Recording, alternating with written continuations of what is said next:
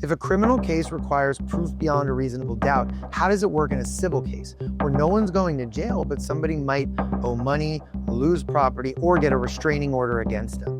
What level of proof decides who wins a car crash lawsuit, a contract dispute, a personal injury claim, or a restraining order? That level is called preponderance of the evidence, and it's the most common standard used in civil courts.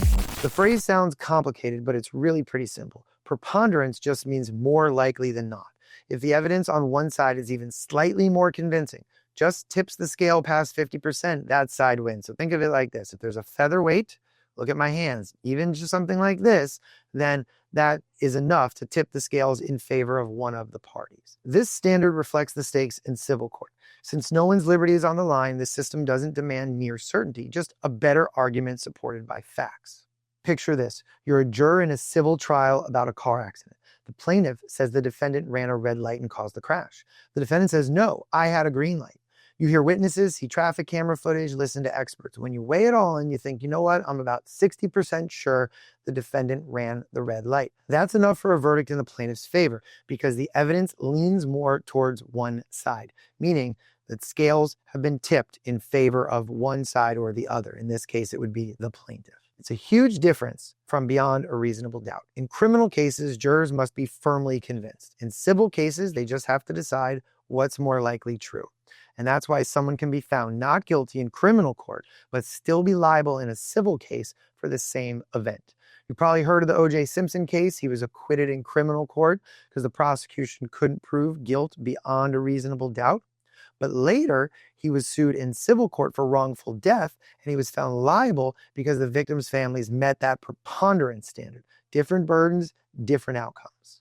Civil cases deal with money, contracts, accountability, not jail time. So the system sets the bar lower to make sure people can recover damages and get justice for losses. If you had to prove a fender bender beyond a reasonable doubt, almost no one would win. The preponderance rules keeps the process fair and practical. Let's say two drivers crash at an intersection. Each blames the other. One driver claims the other was texting. The other says the light changed suddenly. There's no perfect proof, no crystal clear video, but one witness testifies they saw a glowing phone screen in the driver's hand right before the crash. If the jury believes that, even slightly more than the other side's story, that meets the standard. It doesn't have to be airtight, just more likely than not. Now picture a small business case. A contractor sues a client for non-payment, saying the contractor finished the job. The client says the work was incomplete. The jury sees emails, invoices, and text messages. And if those messages make it look just a little more likely that the job was finished, the contractor wins. No need for absolute certainty, just a stronger, clearer story supported by the evidence. Judges often explain it like this. If you were to put the evidence for both sides on opposite sides of the scale, and the plaintiff's evidence makes the scale tip ever so slightly, even by the weight of a feather, then the plaintiff has proven their case by a preponderance of the evidence. That image helps jurors understand the simplicity of the rule. It's not about how much evidence there is, but how convincing it feels overall. People sometimes think this standard means anything goes in civil court, and that's not true. Evidence still has to be credible, relevant, and admissible. A wild theory or a gut feeling won't tip the scale. But a single strong piece of evidence, like a text message, video clip, or credible witness, can be enough.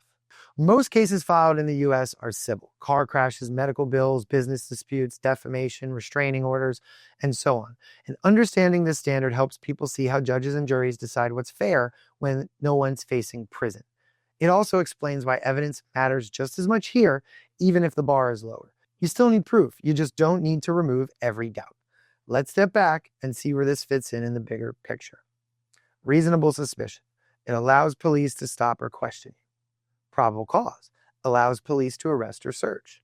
Beyond a reasonable doubt is required for conviction in criminal cases. And preponderance of the evidence is used in civil cases to decide who's more likely right. But sometimes, civil cases involve issues so serious that the law raises the bar again to a higher ceiling of certainty called clear and convincing evidence. So what happens when more likely than not isn't enough? Well, when someone's parental rights, reputation, or custody are on the line, the court demands stronger proof. Not 51%, but something closer to about 75%.